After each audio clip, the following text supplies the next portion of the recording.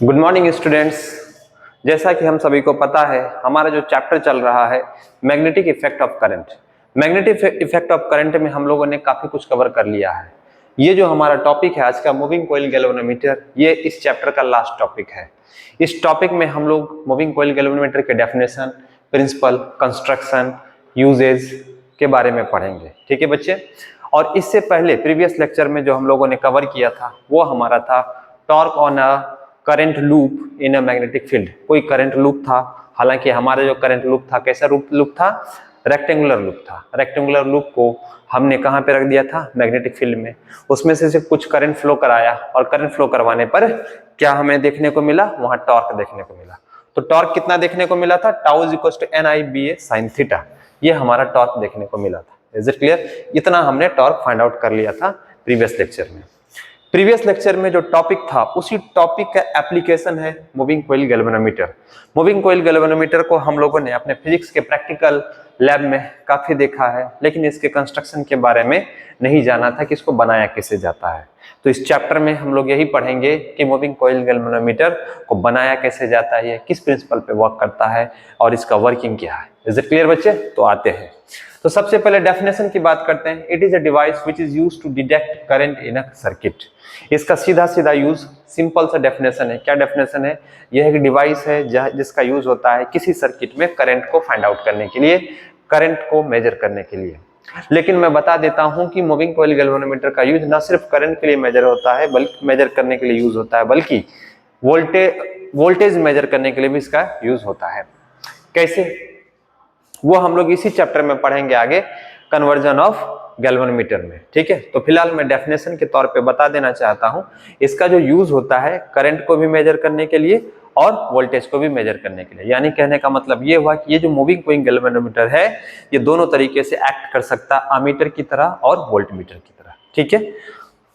Principal की बात करते हैं। प्रिंसिपल है torque on a current carrying coil in a magnetic field. जैसा कि मैंने पहले बताया था, ये जो मूविंग कॉइल गैल्वेनोमीटर है पूरा का पूरा एप्लीकेशन है। किसका एप्लीकेशन है? प्रिंसिपल। जो देख लो इसका, torque on a current carrying coil in a magnetic field. यानी कि एक मैग्नेटिक फील्ड में क्या रखा होगा? करंट लूप रखा होगा या कॉइल रखा होगा, उसमें से करंट फ्लो होगा, उस पर क्या एक्ट होगा? टॉर्क एक्ट होगा। ये पूरा इसका क्या है? प्रिंसिपल है। ठीक है। प्रिंसिपल और आसानी से समझ में आ जाएगा जब हम इसके कंस्ट्रक्शन में जाएंगे। तो बच्चे आते हैं इसके कंस्ट्रक्शन में। अगर इंटीरियर डायग्राम देखोगे गैल्वेनोमीटर का, हम लैब वाले गैल्वेनोमीटर की ही बात कर रहे हैं। लैब के अंदर में जो गैल्वेनोमीटर है उसके इंटीरियर डायग्राम अंदर की तरफ तो जब तुम देखोगे तो तुमको ऐसा दिखेगा। अंदर में तुम्हें क्या मिलेगा? यहाँ पर इस मैग्नेट को तुम बोल सकते हो हॉर्सशू मैग्नेट या परमानेंट मैग्नेट या यू मैग्नेट भी बोल सकते हो, क्योंकि ये इस तरीके से यू शेप में रहता है। Is it clear? आमतौर पे इसे नॉर्मली हॉर्सशू मैग्नेट भी बोलते हैं। इसका यूज इसीलिए होता है मैग्नेटिक फील्ड प्रोड्यूस करने के लिए। सर हॉर्सशू मैग्नेट का ही यूज क्यों होता है? पहले तो ये परमानेंट मैग्नेट होता है, दूसरी बात ये स्ट्रॉन्ग मैग्नेटिक फील्ड बनाता है। तो यानी गैल्वेनोमीटर को बनाने के लिए हमें कौन सा मैग्नेटिक फील्ड चाहिए? स्ट्रॉन्ग और परमानेंट मैग्नेटिक फील्ड चाहिए। दैट इज वाई कि हमने इसमें किसका यूज किया है? हमने यूज किया है हॉर्सशू मैग्नेट का। वो हम देख सकते हो, नॉर्थ इधर है, साउथ इधर है, तो इस डायरेक्शन में फ्रॉम नॉर्थ टू साउथ, मतलब नॉर्थ से साउथ की तरफ मैग्नेटिक फील्ड बनेगा। Is it clear? ये हॉर्सशू मैग्नेट है। इस हॉर्सशू मैग्नेट के बीचों बीच एक सॉफ्ट आयरन कोर, ये है, ये सिलेंड्रिकल शेप में है, ये सिलेंडर डाल दिया जाता है। ध्यान से सुनना, सॉफ्ट आयरन सिलेंड्रिकल शेप का एक सिलेंडर होता है जो इस दोनों नॉर्थ और साउथ के बीच में डाल दिया जाता है। सर सॉफ्ट आयरन ही क्यों जरूरत है? सॉफ्ट आयरन की जरूरत इसलिए पड़ी है क्योंकि ये नॉर्थ और साउथ के बीच में जो मैग्नेटिक फील्ड होगा, हमें इसमें एक ऐसा मटेरियल का यूज करना होगा जो इसके मैग्नेटिक फील्ड के साथ साथ जब ये भी मैग्नेटाइज हो जाए, ये भी मैग्नेटिक फील्ड के स्ट्रेंथ को बढ़ा सके। इसीलिए हम एक ऐसे मटेरियल की खोज किया, हम एक ऐसे मटेरियल की आवश्यकता थी इस दोनों मैग्नेटिक फील्ड में, इस मैग्नेटिक फील्ड के अंदर, जो कि इसके मैग्नेटिक फील्ड के स्ट्रेंथ को बढ़ा सके। तो हमारे लिए क्या था? Soft iron. तो सॉफ्ट आयरन का सिलेंडर हमने नॉर्थ और साउथ के बीच में डाल दिया। ठीक है। अब हुआ यूं कि नॉर्थ और साउथ के बीच में जो सिलेंडर डाला, इस सिलेंडर के ऊपर से इस तरीके से बहुत सारे मैंने ये देखो रेक्टेंगुलर शेप में कॉइल बना दिया। इस तरीके से खूब सारे कॉइल को इस तरीके से लपेट दिया इस सिलेंडर कल के ऊपर में। जैसे ये सिलेंडर है, सिलेंडर के ऊपर में इस तरीके से ये खूब सारे कॉइल बन गए। Is it clear? ये जो कॉइल बन गए, कॉइल जो बन गए तुम्हारे, ये देखो किस शेप में बन गए, रेक्टेंगुलर शेप में बन गए। प्रीवियस चैप्टर में भी हम लोगों ने यही पढ़ा था कि torque on current loop in a magnetic field. Magnetic field में जो हमारा टॉर्क था कैसा था, रेक्टेंगुलर शेप में, तो बिल्कुल वैसा ही रेक्टेंगुलर शेप में है। तो शेप क्या मैटर करता, नहीं, शेप मैटर नहीं करता, क्योंकि टॉर्क देखो NIBA sin थीटा, यहाँ पर इस फॉर्मूले में नंबर ऑफ टर्न्स है, करंट है, मैग्नेटिक फील्ड है, एरिया है, बट शेप की कोई डिस्कशन नहीं है, इसीलिए शेप पे हम लोग नहीं जाएंगे। इसीलिए तुम यहाँ देखो मूविंग कॉइल गैल्वेनोमीटर में जो कॉइल का शेप है कैसा है, रेक्टेंगुलर है। Is it clear? इसको एक स्ट्रिप से सस्पेंड किया गया और ये स्ट्रिप किससे बना है, फॉस्फर ब्रॉन्ज से बना है। फॉस्फर ब्रॉन्ज से क्यों बना है, फॉस्फर ब्रॉन्ज की क्या जरूरत है, एक पतली सी स्ट्रिप है, ये फॉस्फर ब्रॉन्ज है। तो पहली बात तो ये फॉस्फर ब्रॉन्ज जो हमारा स्ट्रिप इसको सस्पेंड करके रखा हुआ है, सिलेंडर को लटका के रखा हुआ है, ये गुड कंडक्टर ऑफ इलेक्ट्रिसिटी है, पहली बात। दूसरा जो मोस्ट इंपोर्टेंट चीज थिंग ये है, क्योंकि फॉस्फर ब्रॉन्ज का मैटर जो है यहाँ पर ये वाला स्ट्रिप लटका हुआ, ये मैग्नेटिक फील्ड में भी आता है, और ये होता नॉन मैग्नेटिक है। नॉन मैग्नेटिक का मतलब ये हुआ कि ये जो अगर फॉस्फर ब्रॉन्ज मटेरियल का इसमें हमने यूज किया है, ये मैग्नेटिक फील्ड प्रोड्यूस नहीं करेगा, बहुत ही कम करेगा। गुड कंडक्टर ऑफ इलेक्ट्रिसिटी है, लेकिन साथ में इतना पतला है कि ये मैग्नेटिक फील्ड तो प्रोड्यूस करेगा बहुत बहुत बहुत ही कम, इसका मैग्नेटिक फील्ड इसके मैग्नेटिक फील्ड को इंटरफेयर नहीं करेगा। Is it clear? ठीक है। और इसके साथ साथ इसके भी मैग्नेटिक फील्ड को वो इंटरफेयर नहीं करेगा, इस कॉइल के मैग्नेटिक फील्ड को भी इंटरफेयर नहीं करेगा। ठीक है। अब कॉइल के जो दो टर्मिनल है, एक टर्मिनल को इस फॉस्फर ब्रॉन्ज से निकालकर हमने बाहर निकाला, दैट इज T1, हमने T1 नाम दिया। और इसके नीचे लोअर सस्पेंशन के तौर पर ये हमारे पास जो है स्प्रिंग है, hair like spring. Hair like spring की भी वही प्रॉपर्टीज है जो इस स्ट्रिप की प्रॉपर्टीज है, फॉस्फर ब्रॉन्ज, लेकिन बहुत पतली सी, बहुत पतला हेयर लाइक स्प्रिंग मैंने लिखा भी है, बहुत पतला स्प्रिंग लगाया जाता है।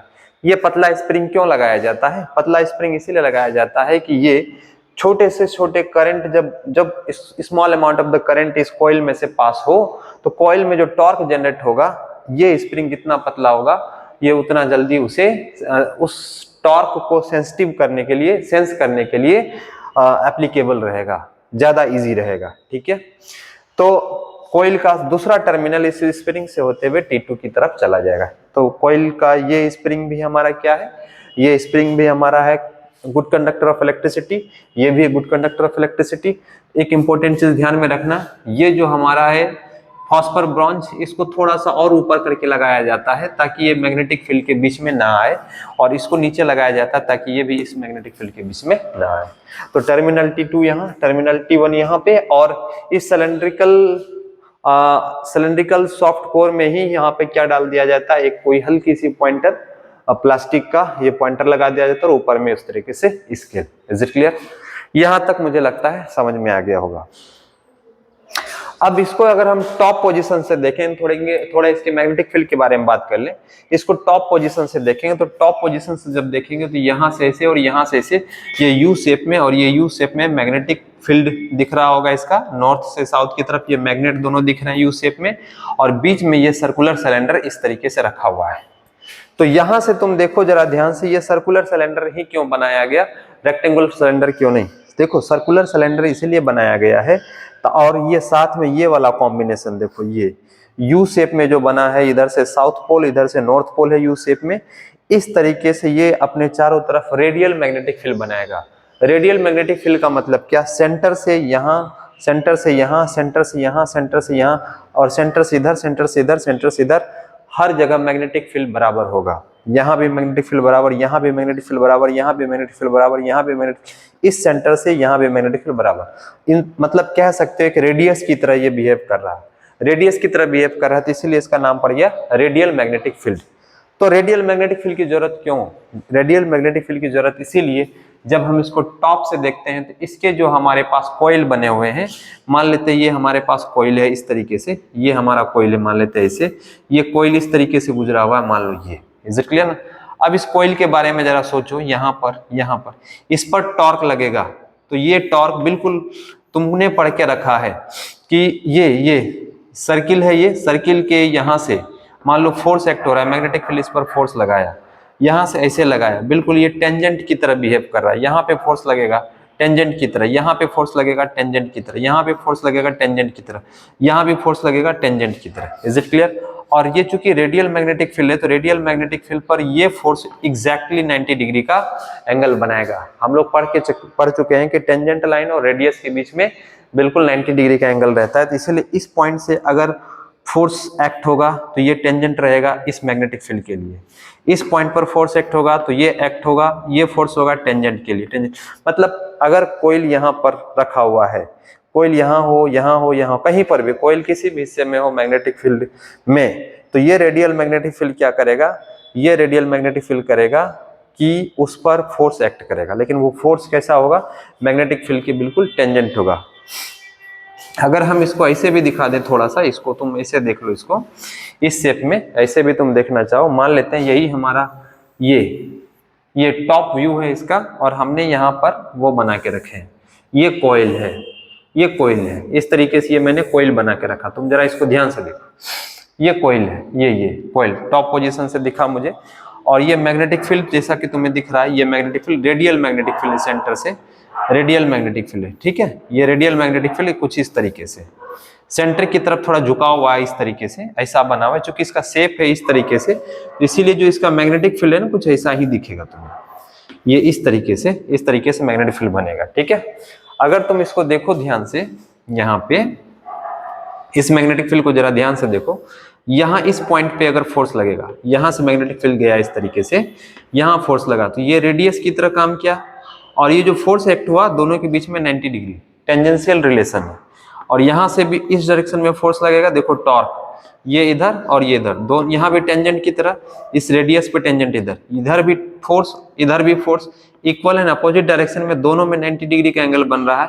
तो इसका मतलब ये हुआ कि ये हमारा बिल्कुल 90 डिग्री पे एंगल बन रहा है, कपल ऑफ फोर्सेस लग रहे हैं इक्वल एंड अपोजिट डायरेक्शन में। यहाँ पे टॉर्क डेवलप होगा, वो टॉर्क कितना होगा, NIBA sin थीटा, और थीटा का वैल्यू हमें क्या लेना है, 90। अगेन फिर से मेरी बात ध्यान से सुन लो, इसको अगर हम तुमको ऐसे दिखाना चाहें इस शेप में, यहाँ पर ये हमारा कॉइल्स इस तरीके से है, और मैग्नेटिक फील्ड जो है इसका ऐसे है और ऐसे है, ये रेडियल मैग्नेटिक फील्ड की प्रॉपर्टी है, ये रेडियल मैग्नेटिक फील्ड की प्रॉपर्टी है इस तरीके से, ये U है। वही चीज यहाँ पर भी मैं दिखा रहा हूँ अलग से, मैंने अलग से इसीलिए दिखा दिया ताकि क्लियर विजिबल आ जाए। अगर हम इस पॉइंट की बात करेंगे, केवल इसी पॉइंट की, यहाँ से ऐसे फोर्स लगेगा और यहाँ से ऐसे फोर्स लगेगा, इज इट क्लियर? तो वही है, कपल ऑफ फोर्सेस पे बिल्कुल 90 डिग्री का एंगल बनता है। तो यहाँ से हमको एक बात पता चल गया कि रेडियल मैग्नेटिक फील्ड हमें इसीलिए चाहिए, देखो रेडियल मैग्नेटिक फील्ड बीच में से आएगी, ऐसे आएगा थोड़ा कर्व बना के निकल जाएगा, ऐसे आएगा थोड़ा निकल जाएगा, एकदम रेडियस की तरह काम करेगा, ठीक है। ऐसा क्यों हो रहा है, क्योंकि ये जो हमारा नॉर्थ पोल और साउथ पोल ये इस तरीके से, उसका शेप ऐसा है, इज इट क्लियर? ये जो शेप इस तरीके से, इस शेप को तुम कह सकते हो कि यू शेप में है या हॉर्स शू के शेप में इस तरीके से, तो ये यहाँ से ऐसे यहाँ पर कन्वर्ज होता हुआ दिखेगा, इज इट क्लियर ना? और यहाँ से इधर इस तरीके से जाता हुआ दिखेगा from north to south, is it clear? तो रेडियल मैग्नेटिक फील्ड होने की वजह से क्या होता है कि जो कॉइल है, सॉफ्ट आयरन को सिलेंडर वाले कोर में जो हमारा कॉइल लिपटा हुआ है रेक्टेंगुलर फॉर्म में, हर कोने पर वो 90 डिग्री का एंगल पे फोर्स एक्ट करता है, इज इट क्लियर? ठीक है, यहां तक हो गया। तो इस तरीके से tau is equal to NIBA sin theta, is it clear? अब आते हैं आगे की तरफ, ध्यान से सुनना। अब ये काम कैसे करता है, कंस्ट्रक्शन तो हम लोगों ने समझ लिया, अब हम आते हैं ये वर्क कैसे करता है, इसके वर्किंग प्रिंसिपल पे आते हैं। वर्किंग प्रिंसिपल क्या है, ये हमारे पास क्या है, टर्मिनल 1 और टर्मिनल 2 है, ठीक है। हमको जैसे ही हमें क्या करना है, हमें इसको हमने एक सर्किट से कनेक्ट करना है, सर्किट से कनेक्ट किया, टर्मिनल 1 और टर्मिनल 2, ये मान लो पॉजिटिव ये नेगेटिव, यहां से करंट होते हुए आएगा। जैसा कि मैंने बताया था, ये जो फॉस्फोर ब्रॉन्ज स्ट्रिप है या थ्रेड है जो भी है, इसको इतना ऊपर लगाया जाता है कि ये इसका मैग्नेटिक फील्ड इसकी मैग्नेटिक फील्ड को इंटरेक्ट ना करे, इंटरफेयर ना करे, इज इट क्लियर? और ये करंट T1 से होते होते होते होते इस फॉस्फोर ब्रॉन्ज स्ट्रिप में आता है, और ये स्ट्रिप्स होते होते इस पूरे के पूरे कॉइल में चला जाता है। हर कॉइल में से करंट फ्लो होना शुरू हुआ। जैसे ही कॉइल में करंट फ्लो होना शुरू होता है तो कॉइल कहाँ पे रखा है, मैग्नेटिक फील्ड में रखा है। मैग्नेटिक फील्ड इस पे क्या लगाता है, फोर्स लगाता है, और फोर्स कैसा होता है, रेडियल मैग्नेटिक फील्ड की वजह से इसके दोनों किनारे पर बिल्कुल एग्जैक्टली 90 डिग्री पर फोर्स लगाता है। मतलब इसको ऐसे समझो, ये मान लो ये हमारा क्या है, यहाँ पे ये मान लो इस तरीके से, ये इस तरीके से यहाँ पे ऐसे है, ये हमारा कॉइल है। इस कॉइल पर रेडियल मैग्नेटिक फील्ड की वजह से फोर्स एक इधर लगेगा और एक इधर लगेगा, बिल्कुल 90 डिग्री का एंगल बनाते हुए। तो दोनों कपल ऑफ फोर्सेस, ये फोर्स इधर, ये फोर्स इधर, तो ये दोनों फोर्स की वजह से यहाँ पर सिलेंडर के इस कोने पर एक इधर फोर्स लगा, एक इधर फोर्स लगा, तो ये इस तरीके से घूम जाएगा। तो यहाँ पे एक टॉर्क डेवलप हो जाता है NIBA साइन थीटा। लेकिन फोर्स कितने डिग्री का एंगल पे एक्ट हो रहा है, 90 डिग्री पे हो रहा है। तो थीटा इज इक्वल टू क्या हो जाएगा, 90। थीटा इज इक्वल टू कितना हो जाएगा, 90। तो टाउ इज इक्वल टू क्या हो जाएगा, NIBA, ये हो जाएगा इतना। मैक्सिमम से मैक्सिमम टॉर्क एक्ट हो जाएगा। जैसे ही टॉर्क एक्ट हो जाएगा तो ये ऐसे घूमेगा, इसके घूमने से ये पॉइंटर ऐसे घूम जाएगा। Is it clear? मतलब इसके ये इस तरीके से घूमेगा, ये पूरा का पूरा जो प्लेन है हमारा, ये जो कॉइल का पूरा प्लेन है, ये ऐसे घूमेगा। घूमने से क्या होगा, पॉइंटर भी उधर चला जाएगा। Is it clear? तो इसका मतलब ये हुआ कि सर जैसे ही ब्रॉन्ज स्ट्रिप से करंट कॉइल के अंदर में एंटर करता है, तो कॉइल में जाने से क्या होता है कि इसमें टॉर्क डेवलप हुआ। टॉर्क डेवलप होने से क्या होता है, कॉइल का जो प्लेन है वो कुछ डिफ्लेक्ट होता है, कुछ एंगल बनाते हुए क्या हो जाता है, डिफ्लेक्ट होता है इस तरीके से। Is it clear? ओके। इस प्लेन मैग्नेटिक फील्ड के रिस्पेक्ट में जो इस तरीके से कुछ एंगल बनाते हुए मूव करता है, तो उसकी वजह से ये पॉइंटर भी क्या करता है, मूव करता है। कब तक मूव करता रहेगा, तो देखो जरा ध्यान से, जैसे यहाँ पर ये ऐसे घूमने लगता है, तो यहाँ पर इस स्प्रिंग में भी कुछ आयतन प्रोड्यूस हो जाएगा, क्योंकि स्प्रिंग किससे कनेक्टेड है, इसी से, कॉइल के एक टर्मिनल से कनेक्टेड है स्प्रिंग भी। जैसे ही ये ऐसे घूमना शुरू करेगा, इसमें भी रीस्टोरिंग टॉर्क डेवलप हो जाएगा। ये टॉर्क जितना ज्यादा होगा, इसमें भी रीस्टोरिंग टॉर्क उतना ज्यादा होगा। देखो अगर ये ऐसे घूमेगा तो ये उसके अपोजिट में ऐसे, इसमें क्या पैदा हो जाएगा, रीस्टोरिंग टॉर्क डेवलप हो जाएगा। उतना ही आयतन हो जाएगा, जितना तेजी से इधर जाएगा उतना तेजी से इधर आएगा। इस तरीके से ऐसे ऐसे घूमेगा। इससे क्या हुआ, कब तक घूमता रहेगा, ये तब तक घूमता रहेगा जब तक ये इधर जाएगा उतना ही ये इधर आते रहेगा। और ये पॉइंटर जो है, पॉइंटर एक समय बाद वहां रुक जाएगा जहां इसका रीस्टोरिंग टॉर्क और इसका टॉर्क दोनों आपस में क्या हो जाएगा, बराबर हो जाएगा।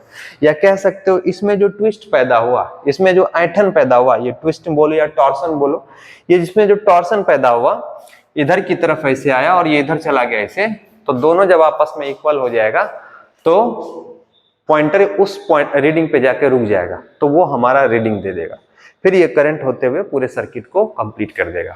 ठीक है, फिर से सुन लो, एक बार मैं बता देता हूं। टर्मिनल 1 से करंट आएगा, इससे ब्रॉन्ज वाले स्ट्रिप से होते हुए इसमें जाएगा, कॉइल में जाएगा। कॉइल में जाने से क्या होगा, ये मैग्नेटिक फील्ड कॉइल पे क्या प्रोड्यूस कर देगा, फोर्स प्रोड्यूस कर देगा, जिसकी वजह से टॉर्क डेवलप हो जाएगा और ये इस तरीके से डिफ्लेक्ट हो जाएगा। उस टॉर्क की वजह से इसमें भी टॉर्सन क्रिएट हो जाएगा, कुछ स्प्रिंग उसके अपोजिट डायरेक्शन में ऐंठ जाएगा या आयतन पैदा हो जाएगा इसमें, या कह सकते हो रिस्टोरिंग टॉर्क डेवलप हो जाएगा। और जब दोनों आपस में इक्वल हो जाएगा तो रीडिंग वहां पे जाके रुक जाएगा, पॉइंटर वहां पे जाके रुक जाएगा। तो इस तरह जैसे ही स्विच को ऑफ किया, सर्किट ब्रेक किया, तो वापस से करंट वैल्यू 0 हो जाएगा। 0 क्यों होगा, क्योंकि इसमें जो रिस्टोरिंग टॉर्क डेवलप हुआ था, वो टॉर्क जब रिलीज होगा तो वापस से ये रीडिंग 0 पे आ जाएगी। ये वापस इस, जैसे ये घूमते हुए जब करंट फ्लो हुआ तो ये घूम के इधर गया और ये ऐसे घूम गया, यहाँ पे रुका है। और जैसे ही हमने सर्किट ब्रेक किया तो अब इसमें जो टॉर्क स्टोर हो गया था वो रिलीज कर देगा इसको, और ये वापस फिर से अपने ओरिजिनल पोजीशन पे आ जाएगा। तो इस तरीके से कुछ गैल्वेनोमीटर काम करता है। यहाँ से कुछ थ्योरेटिकल चीजें जानना जरूरी है।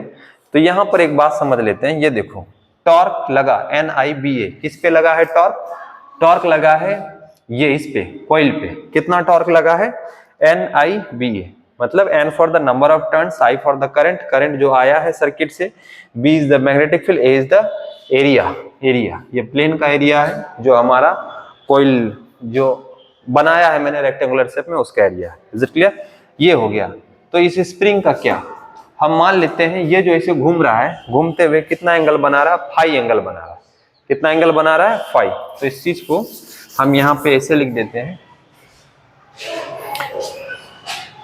Tau is equal to NiBa ये कॉइल पे बन रहा है और हम मान लेते हैं कि ये जो टॉर्क उतना ज्यादा होगा, जितना ज्यादा टॉर्क होगा ये एंगल, प्लेन का जो एंगल है उतना ही ज्यादा बढ़ता चला जाएगा। हमने मान लिया ये डायरेक्टली प्रोपोर्शनल टू है फाई। Is it clear? ठीक है, ठीक। और जितना ज्यादा एंगल बनेगा उतना ही ज्यादा स्प्रिंग में क्या क्रिएट हो जाएगा, टॉर्सन क्रिएट हो जाएगा, या फिर कह सकते हो रिस्टोरिंग टॉर्क क्रिएट हो जाएगा। तो हम देखते हैं, हम इसको मान लेते हैं टाउ, टॉर्सन, टॉर्सन बोल सकते हो या रिस्टोरिंग टॉर्क बोल सकते हो, जो भी बोलना चाहो बोल दो। टॉर्सन है डायरेक्टली प्रोपोर्शनल टू फाई। तो हम इसको जब ब्रेक करेंगे तो एक कांस्टेंट आएगा टॉर्सन, इसको जब ब्रेक किया तो एक कांस्टेंट आएगा के फाई। ये के, ये क्या है? ये स्प्रिंग कांस्टेंट है, टॉर्सन कांस्टेंट भी बोल सकते हो के। Is it clear? तो के इज इक्वल टू हम मान लेंगे ये हमारा टॉर्सन कांस्टेंट, और ये टॉर्सन कांस्टेंट आता कहां से? स्प्रिंग के मटेरियल से आता है। स्प्रिंग जिस मटेरियल का बना आता है वहीं से आएगा ये के। तो ये जो हमारा समझ में आया, this is the phi angle. Phi angle ये प्लेन का एंगल है, मैग्नेटिक फील्ड के रिस्पेक्ट में जो घूम रहा है वो है। तो जितना ज्यादा टॉर्सन क्रिएट होगा स्प्रिंग में उतना ज्यादा एंगल बनेगा, और जितना ज्यादा एंगल बनेगा और तो हमने उसको ब्रेक करके ये आया। Is it clear? तो ये हमारा कॉइल का है टॉर्क, और ये जो टॉर्सन है स्प्रिंग का, किसका है? स्प्रिंग का। ठीक है, और मैंने बताया था तुमको पहले ही कि ये जितना ज्यादा टॉर्क होगा उतना ज्यादा इसमें टॉर्सन क्रिएट होगा, और ये दोनों, ये पॉइंटर उस पॉइंट पे जाके रुकेगा जब दोनों आपस में इक्वल हो जाएगा। यानी स्प्रिंग का टॉर्सन और कॉइल का टॉर्क जब दोनों आपस में बराबर हो जाएगा तो रुक जाएगा। तो जब बराबर हो जाएगा तो क्या होगा उसके बारे में जानते हैं। ऊपर वाला ये मिटा देते हैं, जब बराबर होगा तो क्या होगा उसके बारे में देख लो जरा। जब बराबर हो जाएगा तो देखो क्या आता है, tau is equal to torsion is equal to ये टॉर्क। टॉर्सन कितना है तुम्हारे पास? ये के फाई NiBa ये आ जाएगा। तो यहां से फाई इज इक्वल टू क्या हो जाएगा तुम्हारे पास? NiBa अपॉन के। ये जो डिफ्लेक्शन एंगल है इसका जो इस तरीके से मैग्नेटिक फील्ड के रेस्पेक्ट में डिफ्लेक्ट हो रहा है, ये किन किन चीजों पे डिपेंड करेगा? तो आंसर है number of turns. Number of turns किसी कॉइल के अंदर में लिमिटेड होता है, फिक्स होता है, तो ये कांस्टेंट हो जाएगा। बी इज मैग्नेटिक फील्ड भी कांस्टेंट है, एरिया भी कांस्टेंट है, और के भी क्या है? कांस्टेंट है। क्योंकि एक बार जो स्प्रिंग बना के रख दिया वो स्प्रिंग तो कांस्टेंट है हमारा। तो इसका मतलब ये हुआ, हम इसमें से कह सकते हैं, क्या कह सकते हैं? Phi is directly proportional to I. इसका मतलब ये हुआ जितना ज्यादा करंट फ्लो होगा उतना ही ज्यादा इसमें एंगल ऑफ डिफ्लेक्शन बनेगा। जितना ज्यादा करंट होगा उतना ही ज्यादा एंगल ऑफ डिफ्लेक्शन होगा, और जैसे एंगल ऑफ डिफ्लेक्शन आएगा ये पॉइंटर उस साइड में घूम के रीडिंग देगा। यहां से एक बात क्लियर हो गया, इस थ्योरी से एक बात समझ में आ गया कि इस करंट के डायरेक्टली प्रोपोर्शनल है एंगल ऑफ डिफ्लेक्शन। मतलब यहां समझ में आ गया ये करंट को डिटेक्ट करने के लिए ही बना है। Is it clear? यहां तक समझ में आ गया। तो अब एक बात मैं तुम लोगों से पूछना चाहता हूं, तो मुझे ये बताओ इसमें से कौन सी ऐसी चीज है जो तुम्हें समझ में नहीं आई? बहुत इजी चीज है और इससे ज्यादा आसान और कुछ भी नहीं। भले ही लॉन्ग लगता है, बड़ा सा दिखता है, लेकिन है बहुत छोटी सी चीज। इसमें एक और चीज तुम्हें पढ़ने को मिलेगा, दैट इज सेंसिटिविटी। क्या पढ़ने को मिलेगा? Sensitivity. Sensitivity of the galvanometer. ये समझो जरा क्या है, ये तुम्हें एक सीखने को मिलेगा।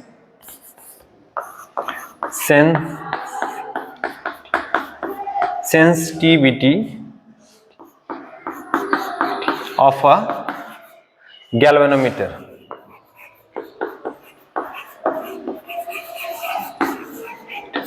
Sensitivity of a galvanometer. Galvanometer की सेंसिटिविटी कैसे फाइंड आउट करते हैं? देखो ध्यान से। अभी तो हमको इतना समझ में आ गया, जितना ज्यादा करंट उतना ज्यादा एंगल ऑफ डिफ्लेक्शन। किसका? ये कॉइल का। ठीक है। सेंसिटिविटी ऑफ दोनों तरीके से ये सेंसिटिव होता है। एक होता है तुम्हारा कहां से सेंसिटिव, एक होता है तुम्हारा करंट सेंसिटिव होता है, और तुम्हारा दूसरा क्या होता है? वोल्टेज सेंसिटिव होता है। क्योंकि दोनों मेजर करता है तो एक करंट सेंसिटिव चलेगा और एक क्या चलेगा? सेंसिटिविटी है ना, सेंसिटिविटी ऑफ अ गैल्वेनोमीटर। पहले हम देखते हैं current sensitivity.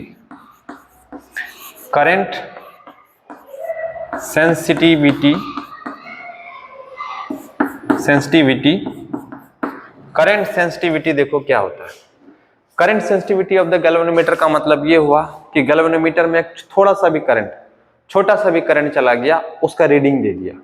Small amount of the current में भी अगर वो डिफ्लेक्शन दिखा दे रहा है तो उसका मतलब वो क्या है, करंट सेंसिटिविटी। करंट सेंसिटिविटी बनाने के लिए हमें क्या करना पड़ेगा, कुछ भी नहीं, हमें करना पड़ेगा जो हमारे पास ये है फाई में पर यूनिट करंट, मतलब करंट से डिवाइड कर देंगे इसमें से, ये आ जाएगा हमारे पास क्या, फाई अपॉन आई। अब देखो यहां से per unit current find out किया तो फाई का वैल्यू हमें पता है, कितना पता है, ये N I B A N, ये हटा देते हैं से, N I B A upon के, डिवाइड किया क्या किससे मैंने, आई से, तो ये और ये हमारा क्या हो जाएगा, कैंसिल आउट। तो तुम देखो करंट सेंसिटिविटी जो तुम्हारे पास आया phi upon I, current sensitivity को आई एस से इंडिकेट कर दो, इज इक्वल टू क्या हो जाएगा, एन बी ए अपॉन क्या हो जाएगा, के। ये हमारे पास आया करंट सेंसिटिविटी का फॉर्मूला। तो करंट सेंसिटिविटी किस पे डिपेंड करता है, नंबर ऑफ टर्न्स पे, लेकिन ये होता है लिमिटेड, मैग्नेटिक फील्ड होता है कांस्टेंट, एरिया होता है कांस्टेंट, के व्हाट इज के is the torsion constant of the spring. यानी कि ये देखो ये दोनों इनवर्सली प्रोपोर्शनल है। इनवर्सली प्रोपोर्शनल होने का मतलब क्या हुआ, कहने का मतलब ये हुआ कि के का वैल्यू जितना कम होगा उतना ज्यादा ये करंट सेंसिटिव होगा। इसीलिए ये जो यहाँ पर स्प्रिंग यूज होता है पतला सा हेयर लाइक स्प्रिंग, जितना पतला स्प्रिंग यूज होगा उतना ही ज्यादा उसका टॉर्सन कांस्टेंट कम होगा, और जितना ज्यादा टॉर्सन कांस्टेंट कम होगा उतना ज्यादा वो करंट सेंसिटिव होगा। इज इट क्लियर, ये समझ में आ गया होगा। इस तरीके से हम लोग करंट सेंसिटिविटी निकालते हैं। Is it clear. अब हम लोग बात कर लेते हैं थोड़ा, हम लोग बात कर लेते हैं किसकी, देखो बच्चे हम लोग बात करते हैं वोल्टेज सेंसिटिविटी की। वोल्टेज सेंसिटिविटी इसको बनाने के लिए हम लोग जैसे इसमें से करंट सेंसिटिविटी बनाने के लिए इसमें करंट से डिवाइड किया, तो इसमें भी पर यूनिट वोल्टेज लाना होगा। फाई का वैल्यू हमारे पास कितना है, N I B A upon V का वैल्यू कितना होता है, आई आर होता है। Is it clear. ये हमारा क्या हो जाएगा, कैंसिल आउट हो जाएगा, अगेन आई, तो V S is equal to क्या हो जाएगा, N B A upon R. Is it clear, ये हमारे पास आ जाएगा इस तरीके से।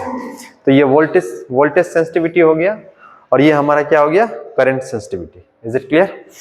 तो हमने देखा वोल्टेज सेंसिटिविटी भी हम लोगों ने फाइंड आउट कर लिया, और करंट सेंसिटिविटी भी। अच्छा एक चीज इसमें छूट गया, हाँ, फाई का value N I B A upon के था, अपॉन के ये, ठीक है, ये दिस इज द के।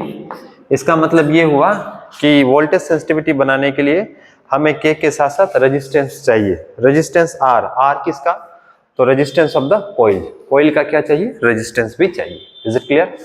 तो हमने देखा वोल्टेज सेंसिटिविटी बनाने के लिए हमें स्प्रिंग कांस्टेंट और कोइल का रेजिस्टेंस दोनों मैटर करता है, और करंट सेंसिटिविटी बनाने के लिए हमें क्या चाहिए, स्प्रिंग कांस्टेंट मैटर करता है। ठीक है, ये दोनों मैटर करता है। इस तरीके से हम लोगों ने मूविंग कॉइल गैल्वेनोमीटर का डेफिनेशन, प्रिंसिपल, थ्योरी, वर्किंग सब कवर कर लिया, और इसके कंस्ट्रक्शन पे भी बात कर लिया। लास्ट में मैं रिकैप कर देता हूं, ध्यान से सुनना, इसको अच्छे से सुनना।